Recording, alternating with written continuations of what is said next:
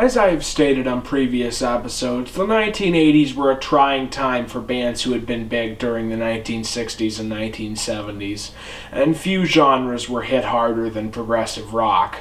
During the 80s, if you were a prog band, you were struggling. You either had to try and sell out in the hopes of getting a big hit to stay afloat, or pretty much give up the game altogether. Now, during the first half of the decade, things were a little better. Bands like Genesis and King Crimson were still putting out decent to pretty good albums. The second half of the decade was particularly bleak, however, with nearly every surviving band trying to sell out to get a big commercial success. This resulted in such artistic masterpieces as Genesis's Invisible Touch, Yes's Big Generator, and Jethro Tull's Crest of a Knave. Jethro Tull are hands down one of the most unique prog bands out there. In fact, in a certain sense, you can't even consider them a prog band. They've dabbled in hard rock, folk, classical, and a myriad of other genres over the decades. If anybody could go into the 80s and come out on top, it would be Jethro Tull, right? Well, the truth is a little more complicated than that, and really doesn't look as good for Jethro Tull. See, they ended the 1970s on a pretty high note with Stormwatch before releasing A, and A sucks. And then they did Broadsword and the Beast, and Broadsword and the Beast, while on paper looking like an unmitigated disaster, Jethro Tull with synths, is actually pretty damn good. And then they did Under Wraps, and Under Wraps is probably the worst Jethro Tull album ever. And then they went away for 3 years. And then they came back in 1987 with an album that would be the heaviest thing that they'd done since Minstrel in the Gallery in 1975. So heavy, in fact, that it won the 1988 Grammys over Metallica's And Justice for All album. So, heavy metal Jethro Tull? I'm skeptical, but once again, if anybody could make it work, it's Jethro Tull. But before we can talk about Jethro Tull, there is a ritual that must be carried out.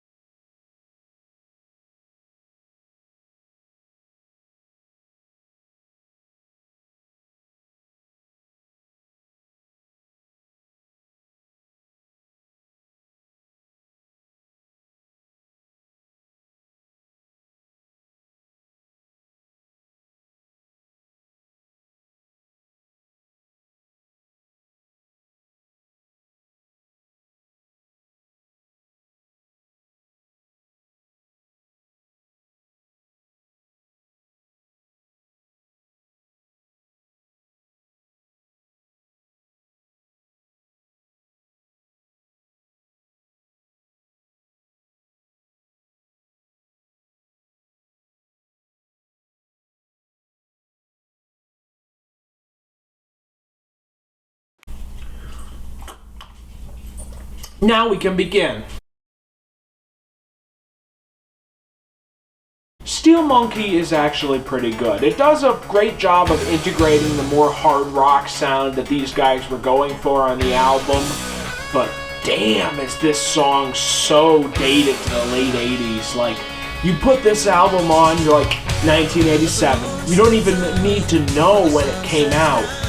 It's so painfully obvious. The synthesizer loop, the bass, the drums. I know on any given 80s album the production is probably going to be awful, but still. Now this is really good. I would almost be willing to say that this is great. It's a 6.5-minute prog song about a man who loses his family farm to the government so that they can build a freeway. They give him a lot of money to compensate for it, but the farm means more to him than the money. Plus, we get a cool instrumental section in the middle.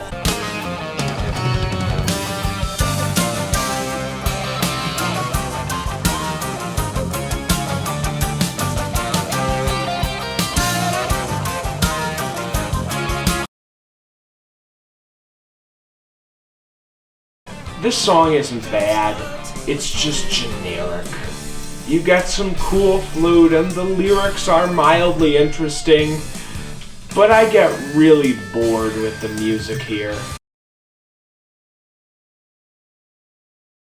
In this song, Ian details a short liaison with a Russian prostitute who, well, I think the title says it all. And to be honest, I like a lot of the music here, and I even like some of the lyrical puns, but songs about Ian's sex life are not what I'm looking for in Jethro Tull.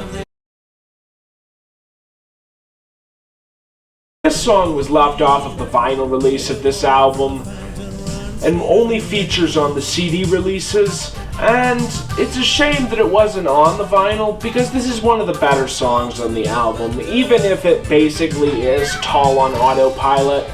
But hey, at this stage, Tull on autopilot wasn't necessarily a bad thing. Musically, this song is great. It's a progressive rock epic with multiple different parts, cool changes, and things to keep you orally satisfied throughout its 10-minute running time. However, I do have to complain about the lyrics, because this is the second song on the album about Ian lusting after some young Eastern European woman, which, once again, is not what I want from Jethro Tull, and a pretty questionable thing to write a 10-minute song about, if you ask me.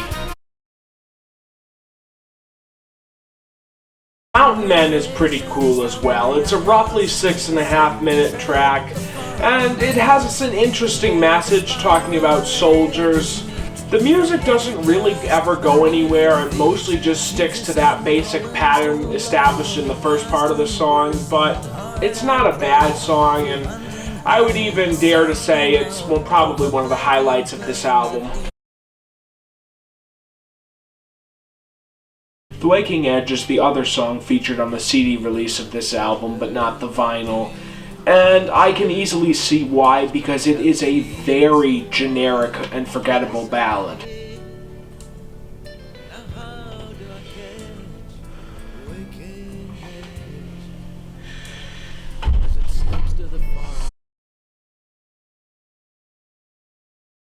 So the album ends on an okay note, with a song that has some cool bits.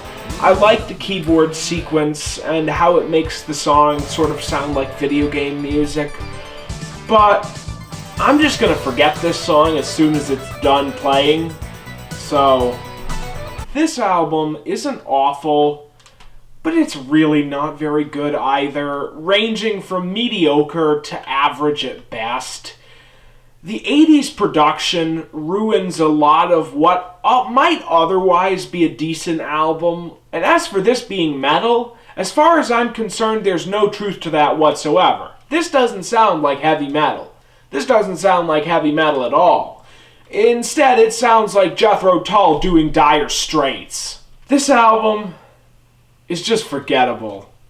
It's a hell of a lot better than most prog bands were in 1987, but it's still not very good, and it in no way stands up to the great Jethro Tull albums of old, like Stand Up, Benefit, Aqualung, Thick as a Brick, Minstrel in the Gallery, or even some of the weaker 70s Jethro Tull albums, like War Child or Stormwatch.